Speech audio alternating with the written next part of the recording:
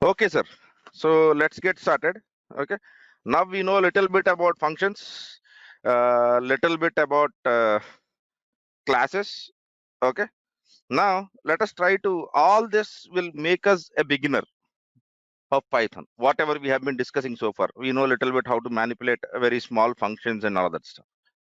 Now we should try to become somewhere a novice kind of a engineer over here. So that is what we will strive to become. That is what we'll try to become. So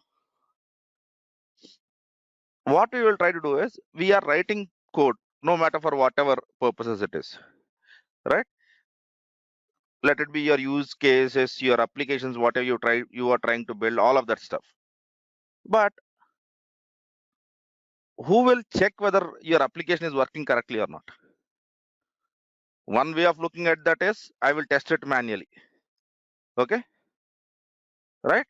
So let us assume that you are writing a class. So let me quickly launch a PyCharm. Over here, what I'll try to do is I'll try to write, okay, in main.py. Okay, let me remove all of this. Okay, let me write a very simple program over here. Def, okay, uh, is underscore prime of tar args. Okay, so this method, okay, will print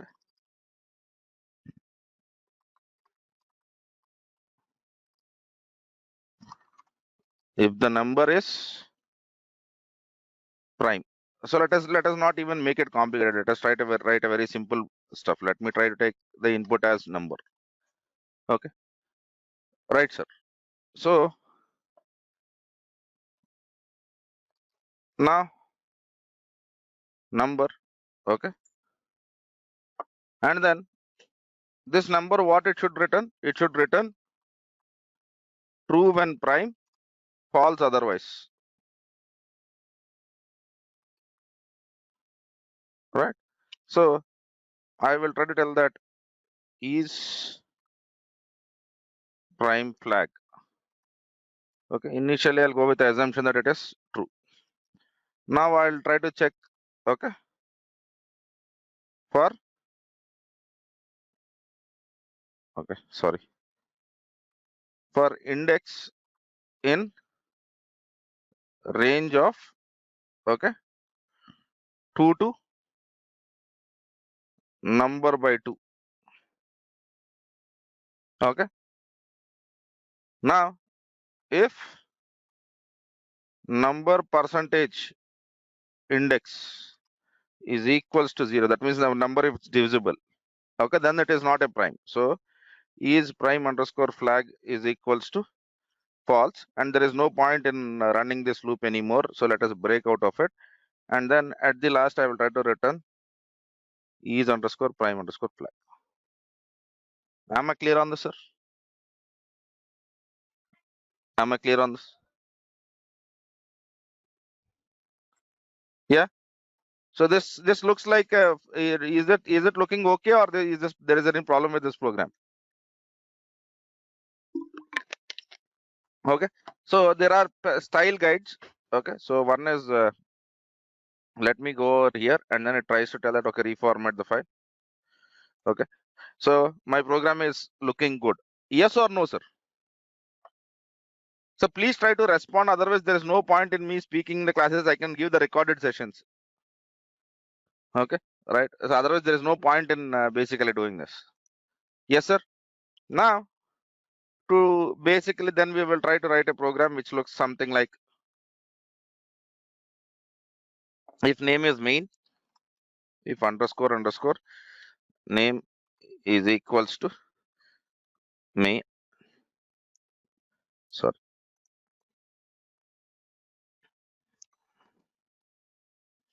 If underscore underscore name equals to main, then let us try to take the input from the user.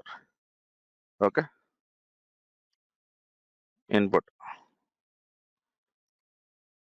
Enter any number. Okay. And whatever he is entering, let us try to take it and let me store that in a variable called as number. And then, okay, if is underscore prime of number, okay, then I can print, okay, I'll be using format strings, okay, the number is, okay, what?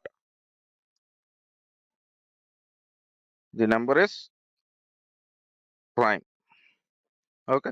So since this number is dynamic, I would basically change it over here, right, sir?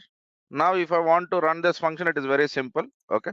First, let me follow the PEP8 style guide, reformat the file, and after this, I should not be giving the stuff, okay, right.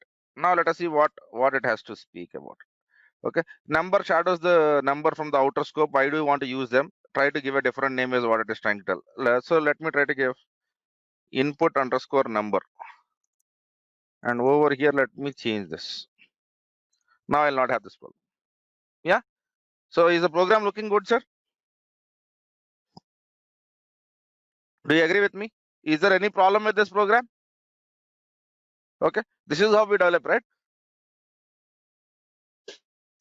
Now what I want to do is I want to test this. So to test this, what I'll try to do is I'll put a breakpoint over here. Okay, right click and then say debug main. Then Python will start debugging. Okay, if input equals to input underscore number, so let me go with F8 over here. F8 is continue, step over. So if I go into the console over here, it is asking enter any number. So let me try to search for a number called as 13. Okay, so I have to step into is F7. Okay, so then let me minimize this. Okay, is prime flag, I'm setting it to true. Okay, and then number is this. So let me try to check. Index is 3, index is 4. Okay, then it tries to tell that, okay, fine, your number is prime. Okay, since this is prime, I will try to tell it to go ahead and print the stuff and continue the execution. Okay, but it tries to tell that, okay, your number is prime. Okay, so there was no need for F over here. We have corrected this program. Okay, so we can debug and do this. Okay, now, but generally it is not a good idea for us to debug, or it will not be possible for us to debug the whole application whenever we write the functionalities. Yes or no? Because we might be checking only what we have developed. But how will we ensure that, okay, the others who are using our code or the existing code which we are using is working correctly or not? How to do that?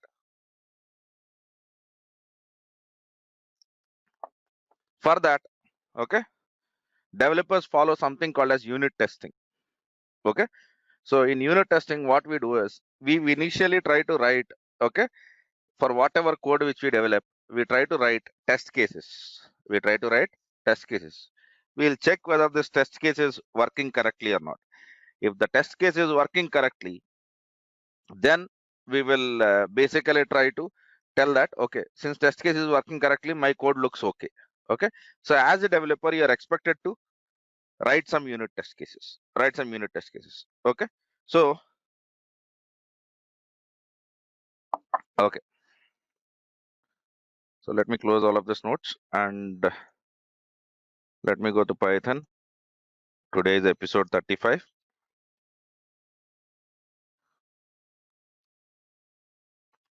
Right. Any testers in the room? Any testers joined in the room? Unit testing. Okay. So why do you need unit testing? There are 1001 articles in on the web. You can search for it, right? Okay. Let me try to give you a very simple example. Okay. I am writing this code. Okay. You try to tell me what are the possibilities. So let me quickly write one more function. Def. Okay. And let me try to write is even of number. Okay, return. Okay, number percentage 2 equals to 0. Okay, this method will check if the number is even or odd. Okay, number to be checked. Okay, so returns true if even. Okay, false otherwise. Okay, right, sir. Can you tell me what are the different values with which we need to test this function? Yeah, we have written the code, right? So once we write the code, our code should be looking good. Okay, so can you please tell me with which value should I test that is even function? How do you make your test cases strong? Even number, odd number, 0, right? But there is a whole science around it. Okay, now if we understand any code executes line by line. Yes or no? So consider each square to be a line. Okay, so we might have something like boxes. Let me take this box.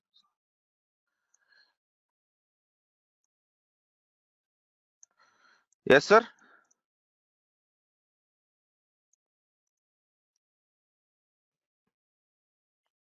Do you execute with me? Do you agree with me on this? Okay. Each square there box represents a line. But generally, right? Whenever we end up writing a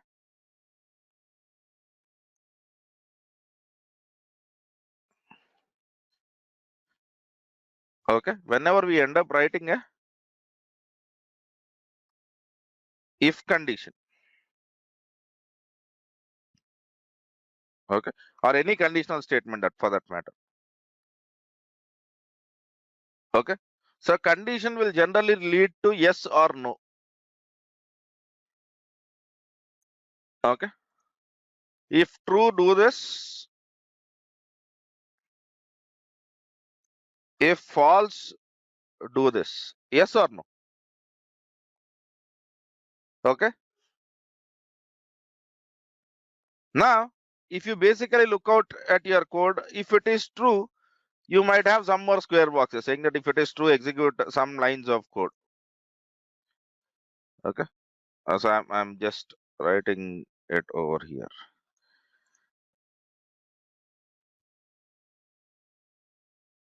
I'll try to stick it as. Yes, sir. Okay. So if it is false, execute some other lines over here.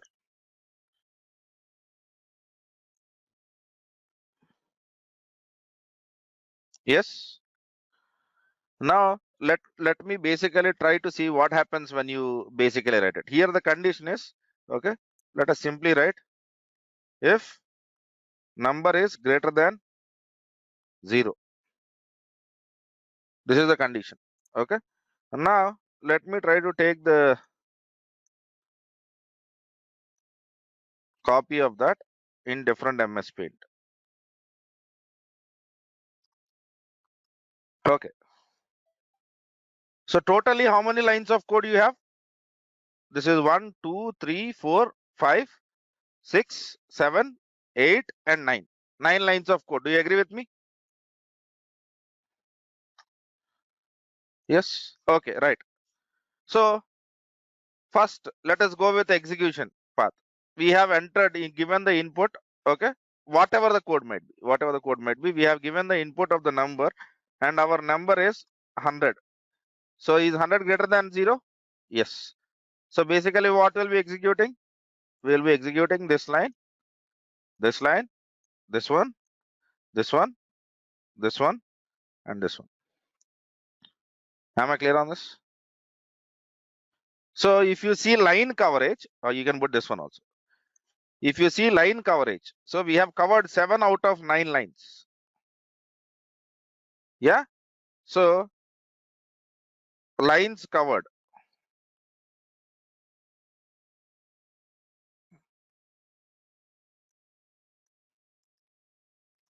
7 by 9. Okay. So if you want to do a calculation of it, let me open the calculator, and then 7 divided by 9 into 100, that gives us a percentage. So you have covered 77.8% of lines. Yes. Am I correct or not, sir? Okay. But how many lines should we cover?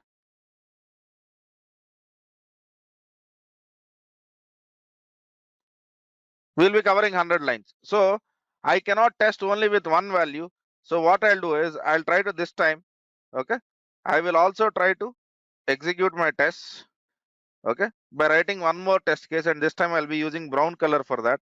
So 1, 2, 3, 4, 5, 6, and 7.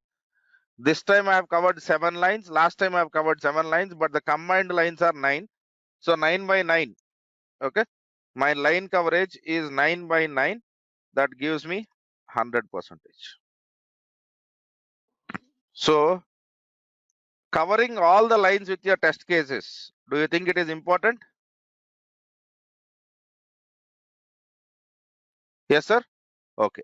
So I'm just writing the term called as line coverage. Okay. So ensuring all the lines written. Okay. Ensuring not, let me not write all, let me write most of the lines are tested. Okay. This metric will give, okay, number of lines tested by total number of lines. Okay. And then percentage of that. Okay. Which is considered to be a line coverage. So generally, whenever you go into enterprises, okay, we have to speak about line coverage. Okay. And line coverage in most of the organizations I have seen, it is never less than 90%. It is never less than 90%. So is it enough, sir? If we cover all the lines with our test code, we will be giving quality code, right? Okay, right. Now, let me try to give you a scenario. Remember, okay, def print underscore class, okay, or print test, okay, or print exam outcome. Okay.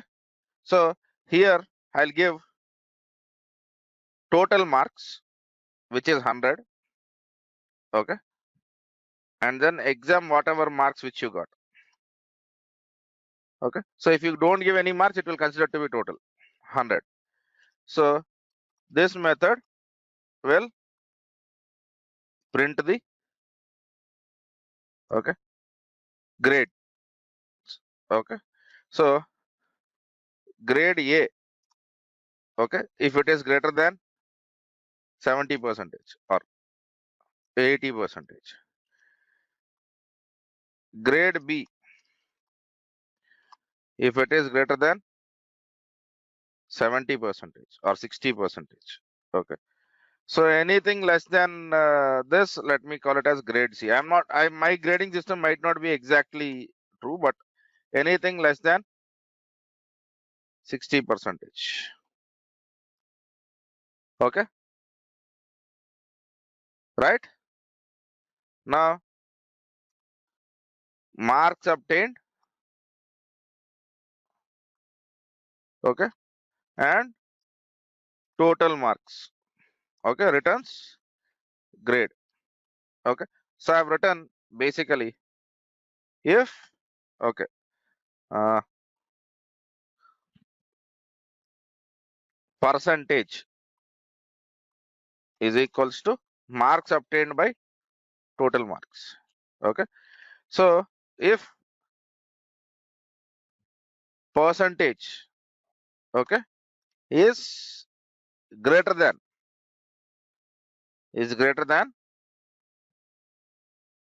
80 or into 100. Let me try to do into 100. Yes. Okay. If my percentage is greater than 80, then return A. Okay. Else if percentage is greater than 70, return B or 60. Okay. Else percentages. Okay. Uh, or else return C. Simple. Yeah. So shall we try to visualize this as a stack or graph? Okay. So if you see, let me try to draw this now. Okay. So we have in this function, we have line 1. Okay. So, and let us look out for this. So we have line 1.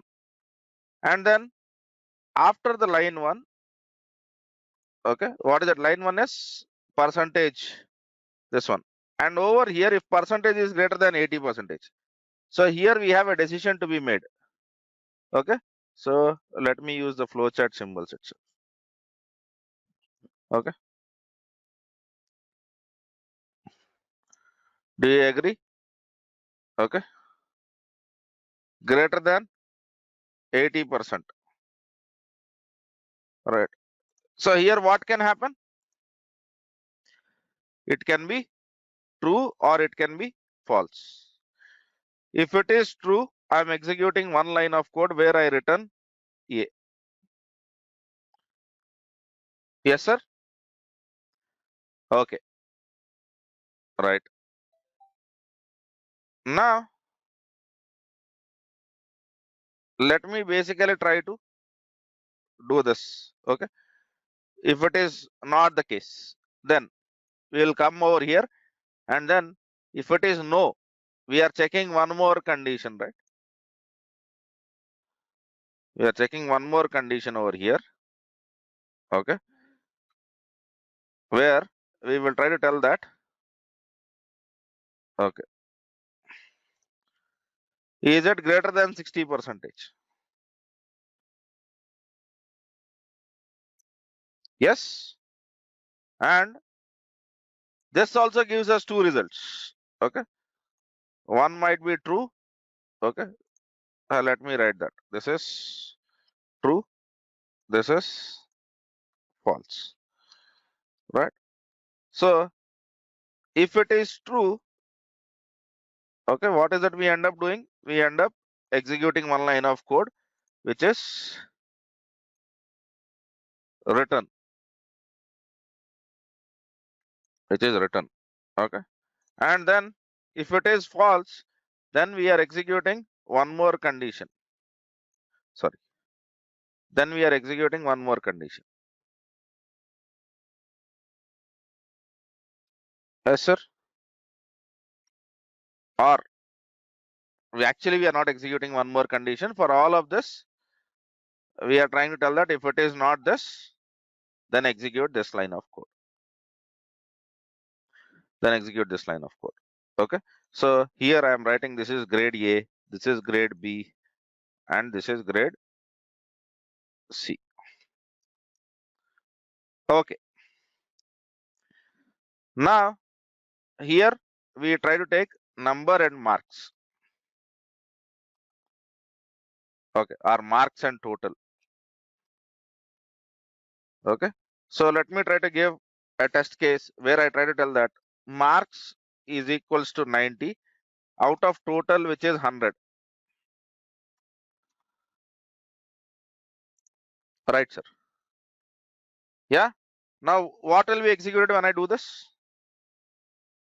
Okay. So I cannot give the decent notes for this, but so please try to understand. Okay.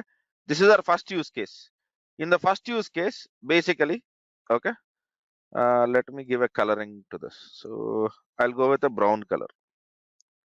Okay. So this line, if you basically look out for this in the brown line, or let me give this. Let me use a decent sketch. Okay. So then your code will start from here.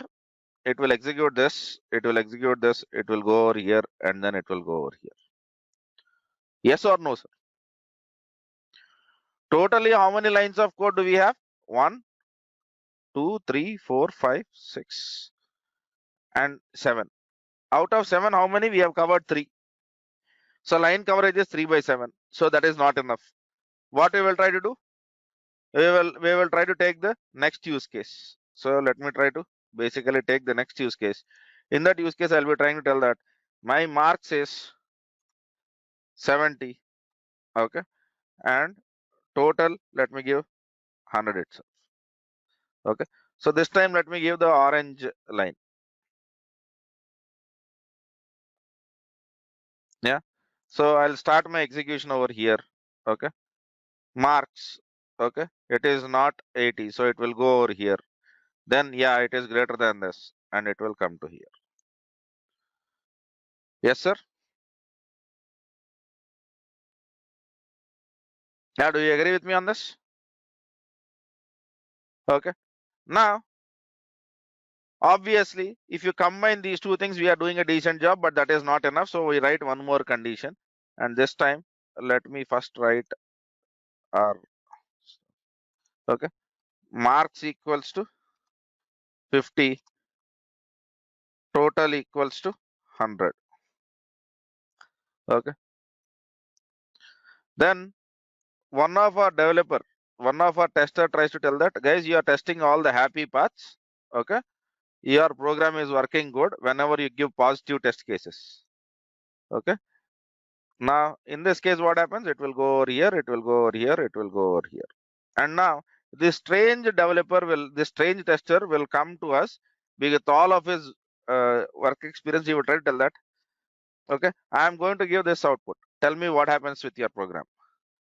My marks is -1. Total is equals to 100. What is your program doing?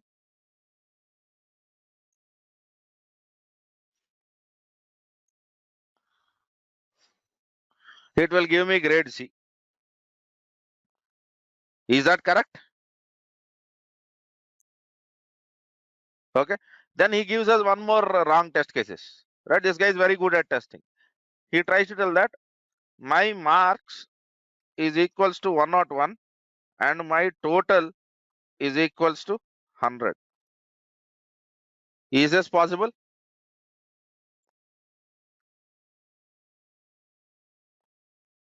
Yeah. So if you try to look out for the way we look at unit testing, here we are trying to do two things. One is we are trying to cover lines. The other thing is we are trying to cover branches. Yes or no, sir? Are these not branches? Okay. So from this, I'll try to define a term called as branch coverage. Okay. So whenever you have conditions, okay,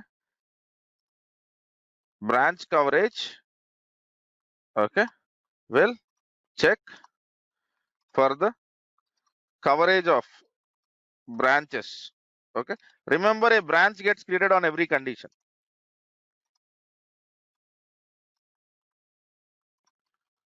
Every condition. Okay. Right. And you as a tester or a developer needs to ensure that your branch coverage is also good. Now let me try to tell the branch coverage, complexity with a branch coverage. Okay. So I have written this function. Okay. If, okay, number is less than 100, okay, less than or equals to 100, and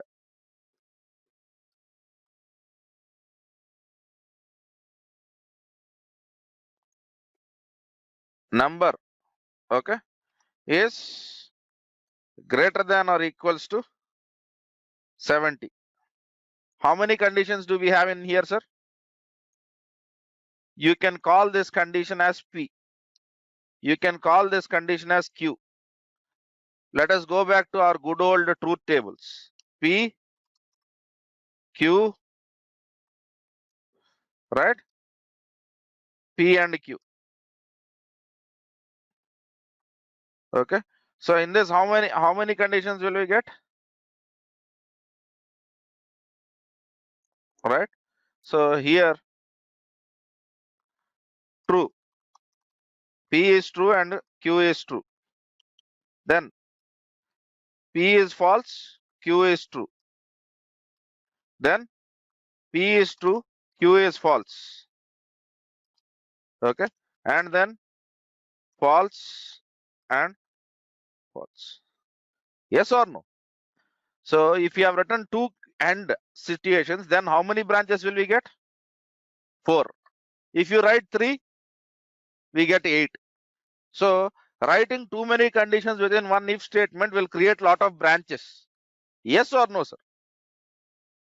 And whenever we create these branches, it is our responsibility to test all the branches.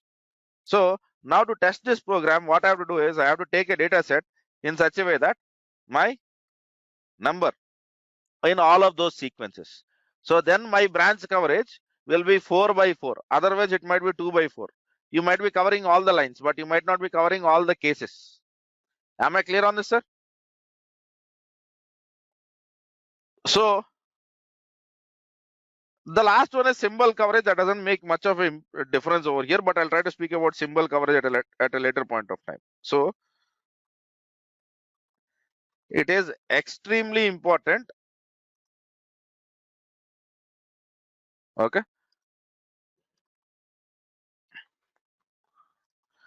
As a developer, okay, to worry about code quality and correctness. Okay, there is one more reason for that. Okay. Let me try to tell what happens. So let us assume that, okay, so I'm removing all of this stuff. Okay, you are a developer. Okay, all right, you are a developer, and let me take some clip art from here. Yes, so this is you. Okay, since what I don't want to be biased towards gender, let us take one. Yeah, so you pick what is your avatar, right? So you have finished writing the code. You have finished writing the code. Okay, and then whatever code which you write, okay, will be used by some of the customers. Okay, whoever your customers might be. Do you agree with me on this, sir? Okay. Now your customers will use, okay,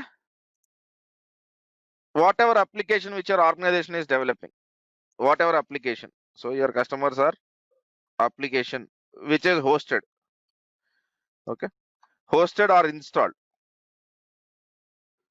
Okay, yes or no, sir? Whatever code which you develop at organization level will be used by some customers. They might be accessing your application by giving a URL, or they might install a mobile app or a Windows app, whatever. Okay, now let us assume that, okay, after you develop the code, there is lot of test activity that happens. Yes or no? I'm not going to name all the phases over there. I'll tell Ramna to have a class over here on this. Okay, so here you will be having your company's quality assurance process or QA process. Okay, right?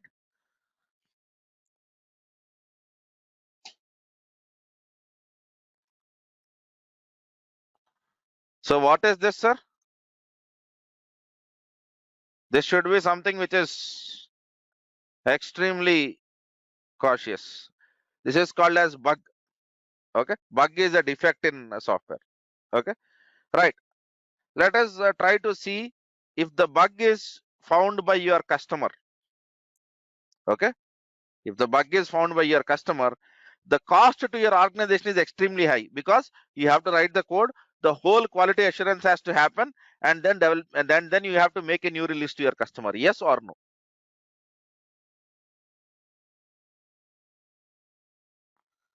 Right, sir?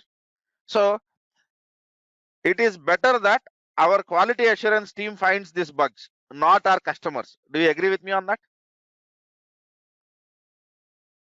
That is the whole reason why we have a testing team. Now, let us assume that bug is found by quality assurance, right? So this will be better than your customer finding it.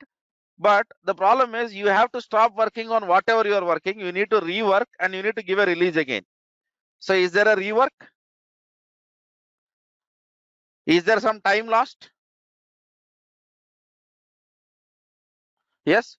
But if the defect is found in your laptop while you were coding, okay, it is much easier to fix.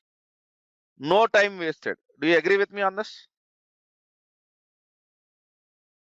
Yeah. So what do you think is better, finding bugs at the developer's machine, or at a tester's machine, or at a customer's stuff? So all of the companies believe that it would be better if developers basically can find the defects while they are writing the code. It would be better. And for that we need solid testing. For that we need solid testing. And that solid testing is achieved by unit testing. Okay. So I'm not going to add all of this stuff to the notes because anyway we will have a YouTube video of this hosted tomorrow, right? So I think that would be easy for you, right? So it is less costly here. When I say cost, it is not not only currency, it is time, it is effort. Okay, it is time, effort, and revenue. Okay, when developer finds the defect in the code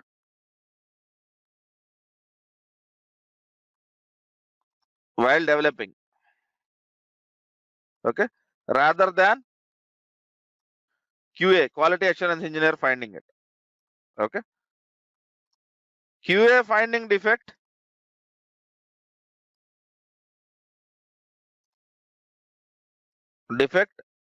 is costlier than developer finding it, but cheaper than customers finding it or customer finding it. Do you agree with this statement? All of you? So as a Python developer, now you tell me, do we need to know how to write unit test cases for whatever we are developing? Yes, sir. Yeah. So we will try to learn. Okay.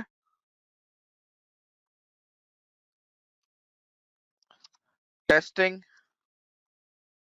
Python code with PyTest. Okay. Right. So in this class, there are some testers also, right? Is my assumption right, sir? Right now, you might be testing manual or automation, whatever it is. Okay. There might be administrators. Okay. So who are aspiring to become DevOps engineers, right? So as a DevOps engineer, we should understand, we should be executing the codes and understanding the test reports, right? As a tester, if you are doing manual testing, I'm quite sure that you already know about automated testing like Selenium frameworks and all of that stuff. Okay, right? So whatever we learn over here, okay, then it is very easy for you to use Selenium. Okay, so let me try to tell you what a Selenium in Python is. Okay, py. Okay, remember we have used request module to download some file. That's it. Selenium is one framework. You pip install Selenium and then you start working. And you use Selenium with whatever test framework which you have. If you have idea about Selenium, you can write your whole testing in Selenium. Okay. So what organizations have started believing is, okay, test driven development. Okay, they have gone one level ahead, and they are also speaking about behavior driven development.